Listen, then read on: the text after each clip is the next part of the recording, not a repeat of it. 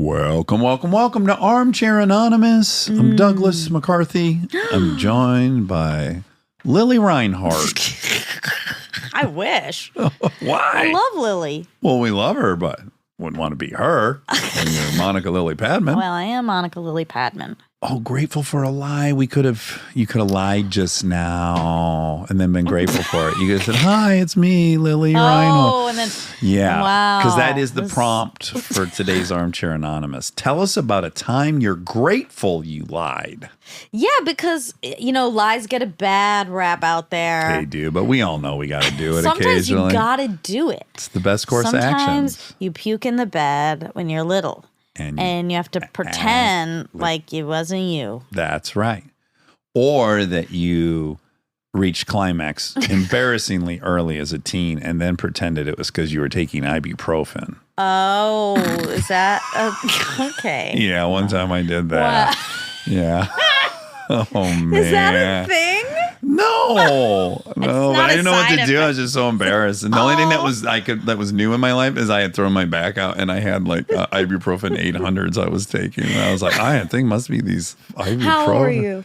Oh, 17 or 18. Oh, and so it was, cute. I think it was because it was so out of left field. It was this really beautiful girl I went to high school with that I didn't really have much communication with. And then we were just at my friend Kurt's house one night and she pretty much jumped you. Yes, initiated with me. And I just was like ill prepared and too excited. And you were on all that ibuprofen. I was bumped up on 800s, yeah. And boy, I still, like, I get, even just telling you the story, I get a sharp pang of embarrassment. Oh my gosh. Because here she came for me. She probably had high expectations. And I just was so thrilled to be getting in there that I was done. I wonder if I'm alone here. Okay. I could be.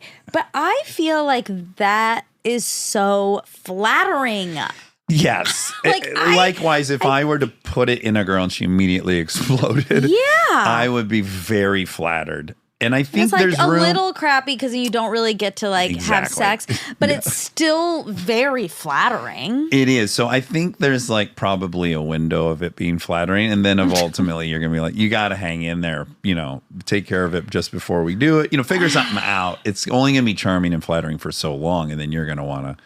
Well, here's another big question then for lovers. Yeah. Young lovers. Would you rather, if you're a girl in a heterosexual relationship, would you rather the guy come immediately? Right. So you can't really have sex, but it's so flattering. Yeah. Or that they can't come. And they hump away for a long, long time and then just throw in the towel. And then you come 7 times? Well, we got to add that. That's true. You are experiencing the pleasure, but also your ego is probably a little bruised. Yeah, well, so it's so funny. I'm sure it's an evolving opinion throughout the experience. So while he's not coming and you're coming, you're like, this is fantastic. Yeah. But then you're on the other side of coming. Yeah, and you're ready to be done, but he is. And now you're thinking with your normal brain. Yeah. Well, and if he's really trying and can't. Exactly. And he's breaking pencils off on the side. He's getting frustrated. You feel, and then he pulls his phone out and starts scrolling through pictures of other people. Oh my God. That's awful. Oh God. And then he comes across your grandma in a wedding dress. I'm taking that picture down. Why? You might be helping so many. I don't want them to be scrolling. Listen, I think it's an interesting question because you should Probably be in it for the ladder. pleasure. Yeah. Yeah, but we're all egomaniacs. And I don't think there's a should or not. It's really, what are you after from a sexual experience? Yeah. I happen to be after approval. Yeah. So me blasting right away and then making excuses is not what I'm in it for. Yeah, sure. So it's a big letdown to me. But if you're someone that just wants to get off and you're the girl and you're like, yeah, I got off. And then I told them, hey, this is starting to hurt. You've been in there too long. Wrap it up. And then you're like, yeah, I don't care. Take a hike. Yeah, that's a version, which is fine. Everyone can do whatever they want to do. I just think that's everyone just needs to get what they want. I mean, we have to be a little careful about sex for approval only. It's still very enjoyable for me. Yeah, but then I love it. Don't take it away from me. I want to do it the way I want to do it. Okay, Okay, fine. Okay. Do whatever you want. Anyway, Yeah, I think as long as both people are happy and everyone's getting what they Yeah. want, that's the goal. It doesn't really matter what. I guess, yeah. Again, I'm not a sub, but some subs love being a sub. Sure, people have all kinds of wants and desires. This is not even the prompt. We're really off of planet Earth. Off of topic. So literal. Okay, please enjoy stories about times people were grateful they lied. Hard times come and go. Good times, take them slow. My life, I had them both. Remember one thing, you gotta know, I'ma keep on shining. Hi, is this Kaylee? This is. Where are you at, Kaylee? I am in Boulder, Colorado, and weird sim. I don't know if you remember talking to that adorable blonde nurse named Liv from the Heroes episode. Her mom got knocked out by the paddleboard when she was paddleboarding, and she had to bring her to shore. Yeah, this is sounding. Yeah, this is yeah. actually is sounding familiar. You know Oh, her? God. Yeah, we're really close friends. Oh my I thought God, you were going to say you fun. knew the person that left college in Colorado and got in an Uber, and then the person next to them shit their pants, Oh. and then they all jumped out of the Uber, including the driver. No. I wish you knew that person. That was oof. Yeah. I don't think I'll ever hear Colorado and not think of that. I think the reason I blocked out a little bit of paddleboard is because I sometimes block out a little bit of the water ones because they're too So intense fair. for me. Because I'm too She's scared. very nervous about her own swimming Is yours aptitude. water related? It's not. Oh, It's phew. not at all. All right, so you lied at some point, and it turned out to be the right thing to do, or minimally you were grateful that you had lied. Walk us through this. So this takes place in second grade Oh, in Corin Elementary in South Elgin, Illinois, not too far from where Wobby Wob grew up. I was the new kid in school. It was about a month into the school year, and there were these group of girls that I was absolutely infatuated with. I thought they were so cool and so sweet. They had the best snacks, just the trifecta that you want, an elementary school friendship. And so we were definitely like school friends. We would play together at recess and sit together at story time, but I just really wanted to be like in the group, and I'd yet to be invited to like play dates or sleepovers or anything like that. Instead of going through the typical, oh, let me just invite them over to my house, or let's just ask them if they want to be friends, my little 7-year-old brain thought it was a good idea to make them feel bad for me. Because if they did, yeah. then naturally they'd want to be my friend. Okay, really Sympathy. quick, touch in with Monica. Is any of this ringing a bell? All of that. But I didn't go a sympathy route because I wanted to be strong. Yeah. Not the technique, but the Yes, of course. shit. I want to invite them over, but I can't do that because you don't want anyone to come You to want your to be house. in the group. And you got to wait for them to invite you. Mm-hmm. Okay. Totally. I think of a plan. I go to school the next day, super excited. I kind of corner them at recess when we were playing together. I'm like, you guys, I have a secret. And that immediately captures their attention. And I go, the reason why I was the new kid at school this year is because my parents died in a car accident in Russia. In Russia. Yeah, am I Russian? Not even a little bit. I'm now living with my mean aunt and uncle. And wow. it absolutely worked. Like, they just enveloped me in a hug. They like invited me that day to their house. I was just on cloud nine. I was like, this is how I'm going to make all my friends. I'm Oh a my genius. Yeah, this is how Munchausen I was just about to starts. say, this is Yeah. first step towards Munchausen's. Yeah, or Munchausen's. Well, I think it's Munchausen's. Happy to report that was the first and last symptom of it. Are you a nurse? I'm a pediatric PT. Well, They're medical close. field. I know. So I didn't really think through any of the details, like what would I do when they actually came to my house, or how am I going to continue this live? But I did have the wherewithal to make them pinky promise me that they wouldn't tell anyone. And in my brain, I was like, they pinky promised, secrets locked in. And so the rest of the week, I was just absolutely on cloud nine. I got invited to be in the group, capital G. And that Thursday comes around and I finally get invited to Cassie's house to sleep over. And I'm so excited. I like run home and I'm doing cartwheels across my living room, just like waiting for my mom to get off the phone because I want to ask her if I can go. And all of a sudden she hangs up the phone and she looks at me and she goes, so you're adopted, huh? And I just immediately burst into tears.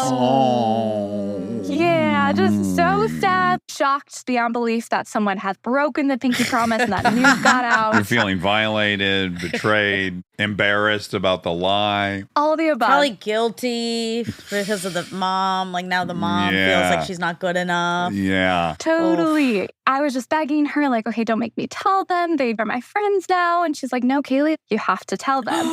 I was like trying to bargain, like, okay, just give me a couple years. Like, wait till they know me better so they like me. And she's like, no, tomorrow you have to go to school and tell them. What? Oh, boy. Well, of course. Why? Well, because the parent knows this is completely untenable. It's going to come out sooner or later. Better come out now. No, I would talk to the other moms and say, look, this is what happened. I'm her mom, obviously. But this is a lie she's chosen to tell to gain the affection of your mean bad daughters who refuse to hand out love on its own without lies. So I'm just going to let her continue. Oh, yeah, or at least just let it fizzle out. Like, let it come out eventually. But I get it. I do respect the teaching moment. And I was absolutely petrified the next day walking into class. I remember being so silent, not wanting to look at them. They're probably over there thinking, oh, this poor girl, she's really in her head about her dead parents kind of a day.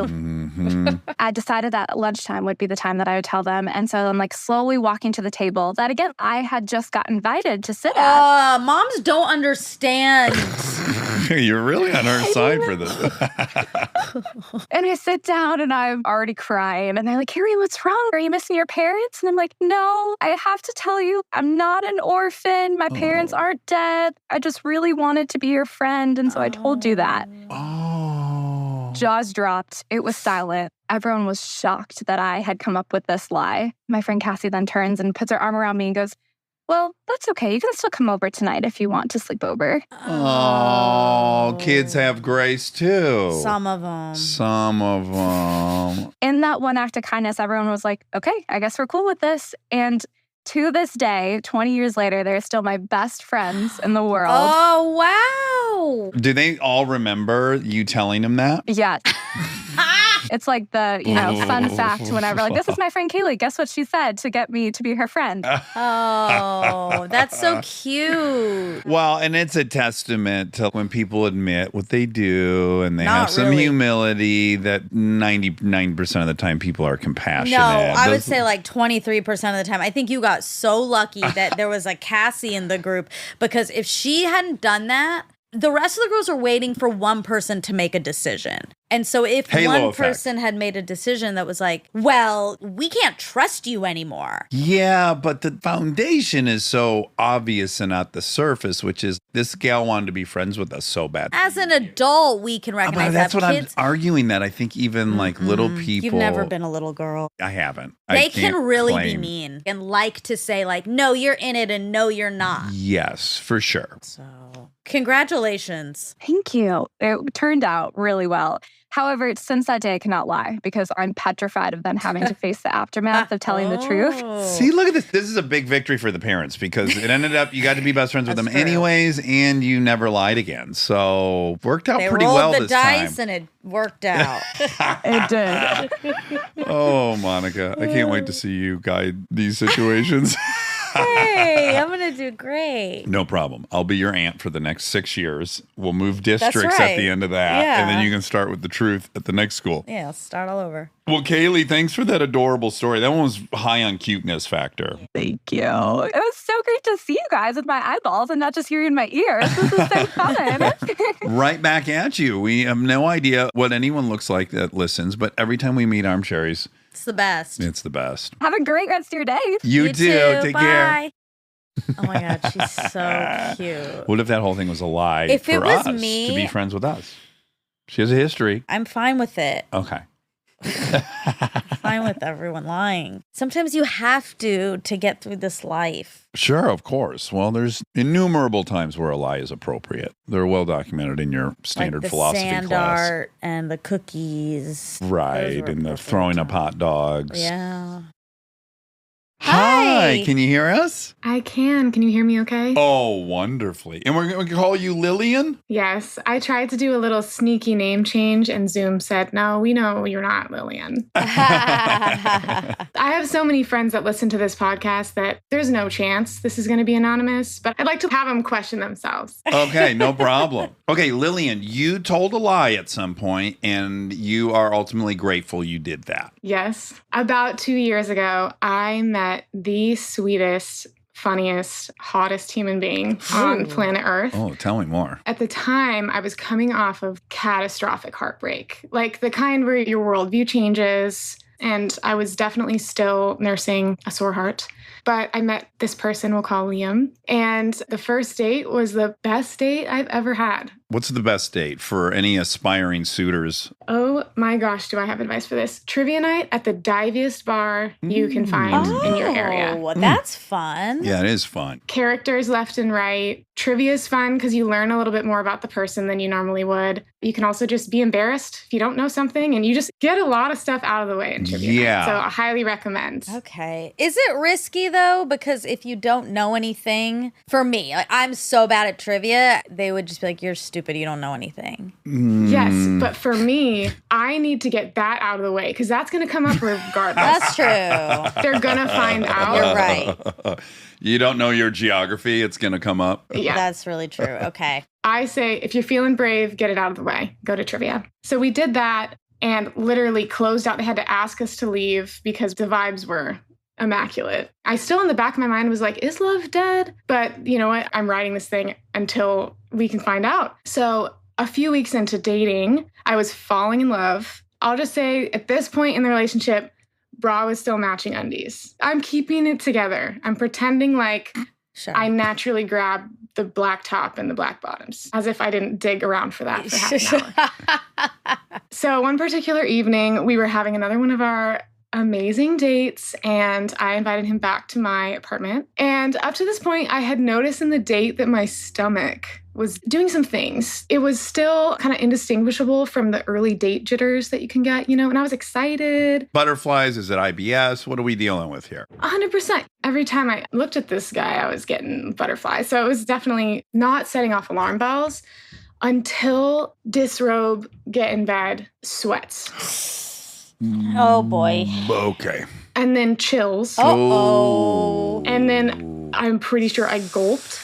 It was one of those things, you know, where you're like, yeah. Oh, boy. Now I'm having to pay more attention to the guards at the front and back exit. Yeah. It's occurring to you. You have food poisoning. Something's happening. I didn't know for sure what it was from or what caused it, but it wasn't dating jitters. Right. And you're fully nude. I was in my skivvies at this point. Okay. Some barrier. All right. Yeah. But I wanted to keep the good vibes going because it wasn't like we were snuggling up to go to sleep. It was ramping up. Yes. My primary issue was that the head of the bed butted up against a very thin wall that was shared with my tiny bathroom. No.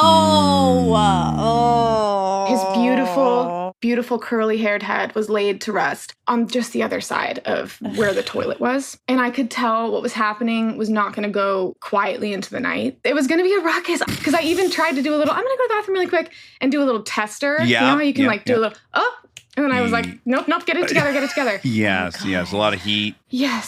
So I still felt like a gust of wind could throw this relationship off. You know, when you're in that early phase where you're like, if he doesn't like my middle name, what if that's the thing? So I could tell this was more than a gust of wind and channeled my college education and determined I'm going to take a shit in the communal apartment laundry room. Great. Because that's the only place I could think of that was not there and that I could get to and from quickly enough to not cause a scene. Yeah. First of all, incredible good fortune that there's a public toilet in the laundry room. Yes. That feels very rare. So that would be rare if it were true.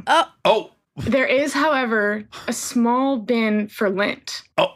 Wait, no. A trash can. And you're calling a for trash lint? can a bin, right? It's a small trash can, yes. Meant to be emptied every couple of days from lint.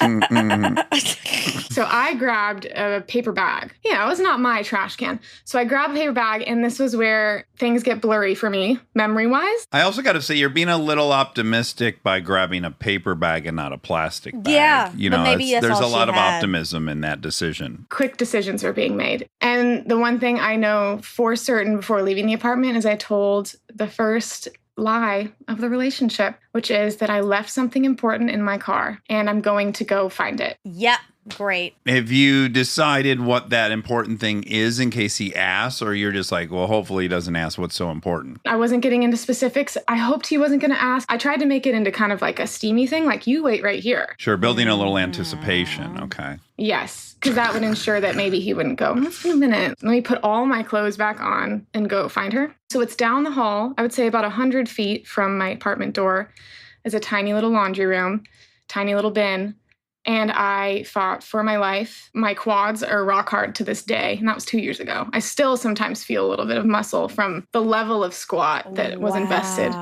And no one was in there. No one was in there. The laundry room itself is probably like 6 by 4, only enough to put the 2 machines in there and then for you to open the doors. He never came out to find me. Wow. I bagged up the crime scene. When you took this dump hovering over a small trash can in a 4x6 laundry room, did you feel great relief, or did you sense that's just the first volley? Right. Mostly, I think my absolute determination and will stopped it from becoming an issue later in the night. Oh, boy. Bagged it up, dropped it in the big bin that's out front of the apartment building, tucked it away a little bit.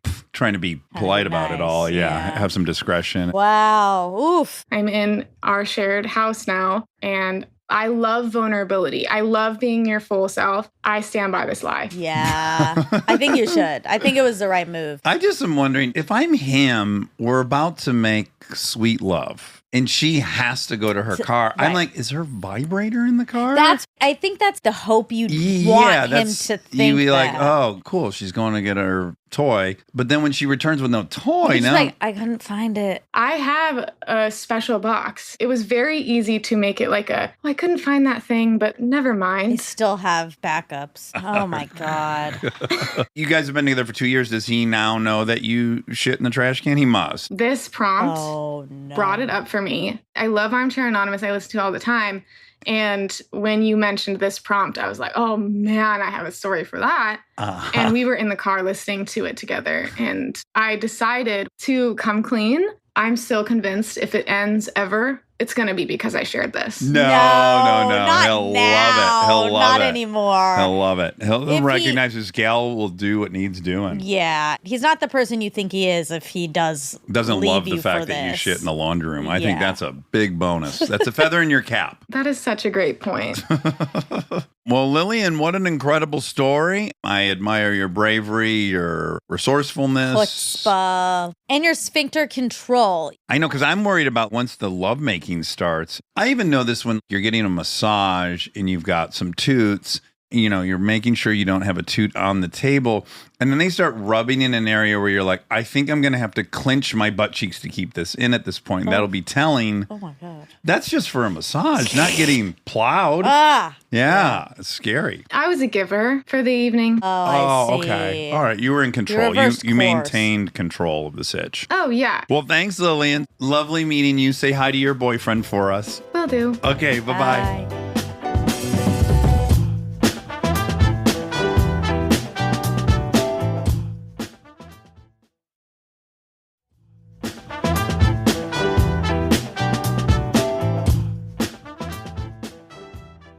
Here's Taylor. Taylor. We're going to find out if it's a boy Taylor or a girl Taylor. Taylor, can you hear us? Hey guys, yes, I can hear you. Can you hear me? Oh, Yeah. beautifully. You've got a whole sound set up here. Using the blankets kind of worked out, I think, as a sound barrier. It sounds perfect. Yeah, and why do you have such a good microphone rig? It might look good, but it's very deceiving. I think there's just like $35 on Amazon. I use it just to game with friends. Oh, okay, nice. great. I had a hunch it might have gaming as part of the explanation. All casual though, not trying to do anything too crazy. Nothing pathological or addictive. Yes. So, Taylor, you told a lie at some point, but you're grateful that that happened. Oh, yes, I am. So this took place when I was in college. It was the summer of 2012. It was between freshman and sophomore year. Where are you at in the country? I feel like I want that for color. I live just outside of Baltimore, Maryland, and I also went to the University of Maryland. Go, what is it? Go Terps. Yeah, turtles. Oh my God. That's a rough mascot because they're famous for being slow. Oh, yeah. Oh, wow. It is tough. A lot of times when Maryland plays another team, you'll see animations of like turtle soup. Oh, this is so embarrassing. That'd be like a team called the Nebraska Quitters. Yeah. I always thought it was weird. My mom, she grew up in upstate New York, and her high school mascot was the Fighting Quakers. Oh, that's antithetical. Yeah, right? That just doesn't make sense. The peaceful fighting Quakers. At the end of the day, maybe it's good because it's something more memorable than, a lion. Yeah, keep telling yourself we that. just learned that the Rhode Island School of Design, that their hockey team was called the Nads. You scream, go Nads, go Nads. Oh my God. Yeah, that's real. Okay, sorry. You're at the University of Maryland, and what happens? My parents have been separated since I was very young, so I was taking my then girlfriend to visit my dad, who lived in Ohio at the time. We were going to spend a week there, and most of my other step-siblings and friends who are in that area happened to be out of town that week. So my dad and stepmom were saying to us, it's going to be kind of slow this week.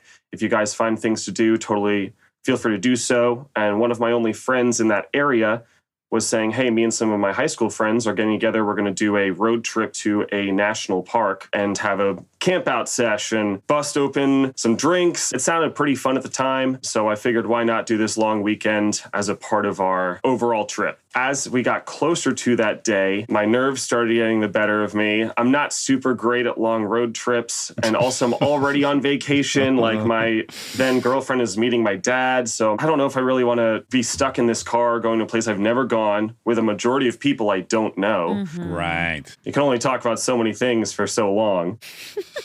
So we got to the point where it came the morning of, and I think my nerves had gotten the better of me, and I just had a headache that morning, and I just said, I'm just going to say I'm sick and bail. So I told my friend, hey, I'm not feeling too well. I don't think we should be going, especially because you probably don't want somebody who's sick in the car with you guys. Nice. Playing a little fear. It's about them. Also, Make it about them. Little bit chivalrous, too, because I think a lot of guys would blame it on the girlfriend. And my girlfriend's throwing up this morning. Yeah, she's weak. Not me. I'm indomitable. Very virile. I'm spraying right now as I talk to you.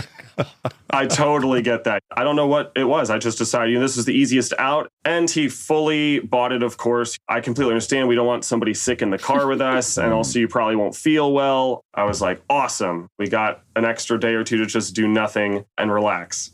It wasn't until we got back to Maryland about 5 days later that my dad called me up and told me what had happened to my friend and his high school buddies. They got arrested, primarily because they're in a national park, which traditionally most national parks do not allow alcohol, first of all. Second of all, they're all underage. We're all between freshman and sophomore year of college. Something to do with a noise ordinance is what caused somebody to call on their campsite. So now you're too loud past quiet hours, drinking underage, and drinking where you're not supposed to be. So yeah, they ended up having to go to, I guess, what is the equivalent of like a state park jail overnight. Oh, God. As they figured out what to do with these kids. Wow, they really threw the book at them. Yeah. In terms of their long-term punishment, of course, these types of things went on their record, that they were caught underage drinking on federal property. This lie bore fruit almost instantly. Yeah. Oh, Good yeah. job. You knew it. Gut instinct. Your girlfriend at the time, what was her reaction to you lying about this? I'm going to be completely honest.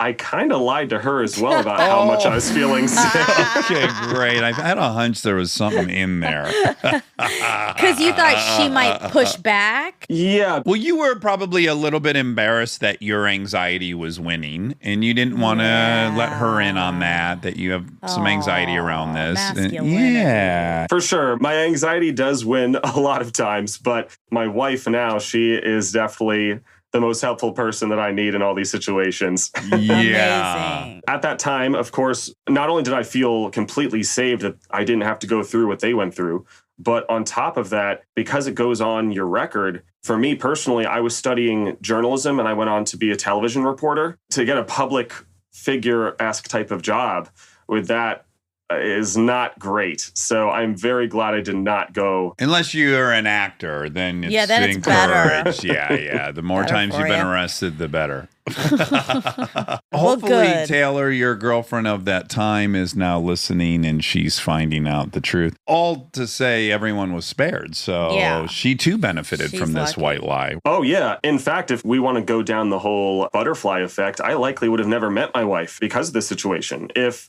my first job potentially saw this on my record and said, no, we're not hiring you, I wouldn't have gone to the television market I went to. And she worked at the opposite station as a reporter. Oh, wow. We met kind of as like a Romeo Juliet situation. Chaos Oh, I love it. theory. Rival reporters. Wow. She was NBC, I was CBS at the time. Oh, my Ooh, gosh. scary. The peacock versus the whatever we call CBS. The Eye? I don't know. Yeah. The peacock versus the The eye. circle thing. Well, Taylor, thanks so much for telling us that story. This was a big win for Agreed. Line. My wife and I, we absolutely love your guys' podcast. Would it be possible? Get her in here. Let's see her. All right. Hi, guys. Hello. How are you? Hi. I'm good. I think it's adorable that you guys were rival reporters and you found Yes. one another. We were. Did you tell I did them? not tell them our names. Oh, my name is also Taylor. Oh, my ding, ding, ding. Oh, Ding, ding, ding. how convenient. Surprise. Taylor v. Taylor. Before we signed on, we were wondering, I wonder if this will be a male Taylor or a female Taylor. And it was both. Now it was both. It was both. Story of our lives. Well, so nice meeting Yes. you. So nice meeting you guys. Thank you so much. All right. Take care. Bye. Taylor and Taylor. Taylor That's and Taylor. That's when Taylor Swift was dating Taylor Lautner. Hi. How are you? I'm great. I was just closing my door. Is there a full-size Barbie behind you? Yeah, what's happening behind you with this mannequin? I was going to keep it naked, but my son told me that I'd probably get canceled. So I decided to put a dress on. Oh, not on this show you want it. Yeah, I know. Are you in your closet? No. So my house is under renovation right now. So this is my room with a Peloton in it. My husband's office is kind of everything. And I have a dress company. So I just put a bunch of dresses back here because I was following the directions. So sort of a closet.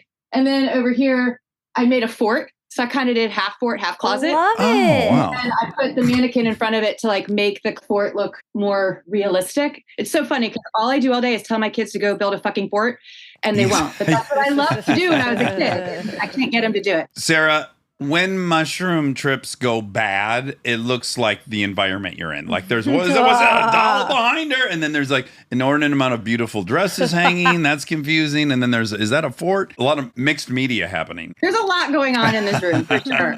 Okay, so Sarah, you told a lie at some point in your life, and you're grateful for it, though. I am. This was like 2015. I had a 2-year-old and a 5-year-old at the time, boys. And it was the summer. I live in like a nice suburban neighborhood outside of Charleston. You know, there's like next door neighbor apps. A mom put up an app like saying that she had a daughter who was super responsible and she was looking for some summer work, like mommy's helper. She was like 15, 16. She had a built-in reference because she like knew people in the neighborhood. I didn't need anyone to drive. You know, I just needed to make peanut butter and jelly, play Legos with my boys, keep them alive for 2 or 3 hours while I did whatever I needed to do. So let's say this girl's name was Lola. She was sweet, but she was kind of reserved and a little bit awkward around adults, but she's just a teenager. So I really didn't think much of it. And this might have been the 4th or 5th time she'd come over.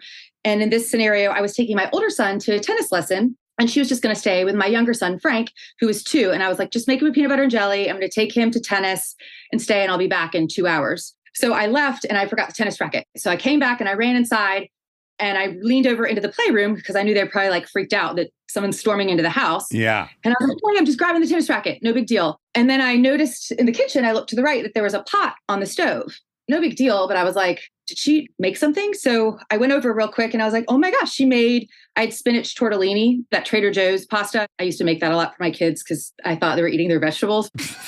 You do what you can. So I reached back into the playroom and I was like, Lola, thank you so much. You made the spinach tortellini. She's like, no, I didn't. And I was like, what do you mean? I saw the pot. And she's like, I've never seen that pot before in my life. I'm like, I got to go to tennis. So I get back in the car and I'm driving and my head starts spinning. I call my husband and I'm thinking through like all these scenarios. I'm like, why am I making such a big deal about this? It's no big deal. I was like, wait a second. Her mom placed that ad.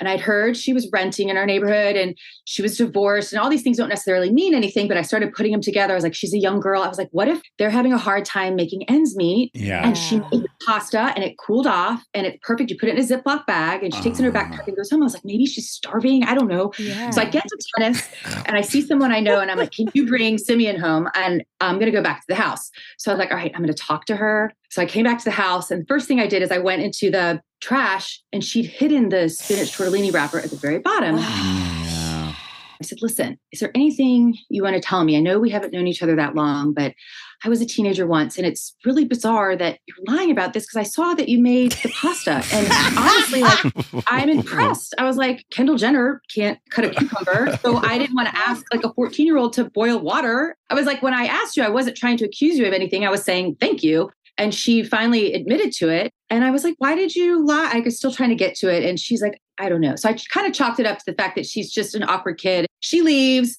And then I start thinking more about it, that I hadn't seen my wedding ring in a few days. And at this point, I think I'd been married for 10 years and I'm one to misplace my ring a lot. So I did not want to jump to conclusions. So I look everywhere and I don't see it. And then I'm like, okay, well, sometimes I take it off in my bedside table. So I go to my bedside table and the ring is not there. And I realize something else is missing from my bedside table. Oh my goodness. A toy? A toy. No. A pink one. My husband gave it. I mean, it's, yeah. Oh, it has sentimental value. It's not like I take that around. No. I went to my husband's bedside table and the loop was gone. 14? So then I go in the boys' rooms and I look in their piggy banks and all the $1 and $5 bills or whatever are gone. Oh my Lord. This is... So I went in my closet and I noticed I don't have any matching underwear or whatever, but I had one red fancy lingerie thing that was gone and the thong that went with it red. And I'm like, oh my God, oh my God, oh my God. I'm like, I've got to call her mom. Yeah. I first call a girl in the neighborhood that I know knows the mom. And I'm like, am I going to dealing with like, not my daughter, defensive lady or what? She's like, no, she owns an art school. She's well respected in the community. She should be understanding. And I'm like, oh, my stomach hurts, like having to call her. Also, I have to talk to her about hygiene. Then I'm going to humiliate the daughter. Yes. Yeah. And you're going to tell her about your vibrator missing and some lubricant. So I call the mom. And before I even finish the first sentence, she's like, oh no. And so I get the sense that this is not the first time. Isolated. Oh. She's like, I'll have her come over tonight and talk to you and bring you everything. And I'm like, okay. So that night I was having some neighbors over, having a small dinner party, just 4 of us. So it's now 9:30 and the mom texts me that they're on their way over. And I'm like, oh my God, now I've had quite a bit of wine. And sometimes when I drink wine, I feel like I'm really wise. Sure. Yeah. I start talking to her and she breaks down in tears and she has this plastic bag and in it are the bra and underwear and costume jewelry that I didn't even notice and like a pink tank top and some other tank tops and the money and all the checks I'd written her. Obviously, I told her to keep the pink vibrating fun toy, dildo, whatever. I guess I can say that. I would tell my friends when I did this podcast that I was going to go by Vivian or like Natasha, but too late. I totally forgot. She cries and everything. And I was like, hey, listen, I was young once. You need to just really dig deep. But if you want to call me next week and we can maybe sit down, I don't know. I just felt really bad for her because I didn't know what was going on with her. It's not the sign of someone that's Healthy, thriving. Yeah. Exactly. So she left and I went back to the dinner party and I was like, well, she didn't steal the wedding ring. And they were like, you're so dumb. Of course she stole the wedding ring. And I'm like, I lose my ring all the time. But then I was like, you know what? I always find it. It's been 10 years. So I don't lose it. I misplace it. So it was Valentine's Day weekend. We were taking my kids to Savannah. We'd already had it planned. And I'm like, I don't know what to do. Like, I can't say you stole it, bring it back. She already said she didn't have it. I forgot to tell that earlier that I'd asked her and she said she didn't have it. And I took her word for it. So what I decided to do was I called her mom and she didn't answer. And I left her a message and I just said, hi, I'm leaving town for the weekend.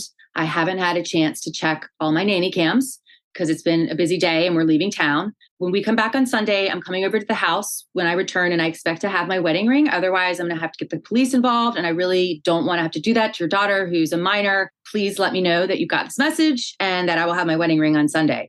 I felt horrible because what if I had lost the ring? Right. That's risky. I was peer pressured into it by my husband and my friends. And kind of the logic was making sense. She was dressed up in my underwear and she's playing with a dildo. And yeah. All boundaries have been crossed. sure enough, I came back on Sunday. They sent me a text and they didn't say what was going on. So I was a little nervous. I went to their house and I knocked on the door. And sure enough, she gave me my wedding ring. Okay. So no nanny. You didn't have any nanny cams. So yes. So Okay. that's the lie. I did not have any nanny cams. I thought about doing that forever. I just always felt like you should trust the person in your house anyway. Yeah. Yes. As someone who's nannied, I appreciate no nanny cams. I agree. And if you do have them, they don't even have to be nanny cam. But if you were to have a camera, I would be like, we have cameras in our house. Exactly. You should disclose that. That's why it's a lie that I was not very proud of. Now you know how the police feel when they're interrogating. They're like, we have your fingerprints. They don't, right? Or that we have footage. They do that. They're allowed to do that. Did you have any other interaction with this young gal after? The mother actually emailed me a few months later and was like, hi, I just wanted to apologize again. Thank you so much for being understanding and sweet to my daughter. She has been diagnosed with bipolar disorder, which is horrible, but also a good thing because then they can understand what's going on and treat it with therapy or in medicine. So that's a step in the right direction for her. Yes. She might have been not understanding what these feelings were about. And maybe it was sort of a catalyst for her getting more help as opposed to just keep getting in trouble and stealing things and no one understanding why. Right. And I don't know how consistent this is, but I do know of a few different people who've had bipolar episodes, and impulsivity has been a part of that. I know a few people that have bought cars out of nowhere. They spend too much money. Yes, there's like some It's part major of the impulsivity. mania. Yeah. So that sounds related. I'm sure it was. Right. That's true. Yeah. And their manic phase. And then their other phase, the depression. Yeah. The ramp up phase. You go buy a cool car. From the outside, it would appear that I've had a lot of those spells, I guess. Too many cars around here. Well, you were a blast. Thanks so much for telling us that story. It was great meeting you. Thanks for having me. Bye-bye. Take care. Bye. Well, have you told any lies you're glad you did? Yeah, I'm sure. Yeah, I wouldn't even know where to I begin. know. Yeah. I know. Told some whoppers straight to cops. Yeah, and I got you free. Yeah, that's right. I don't not like that I lied about the hot dog. Right.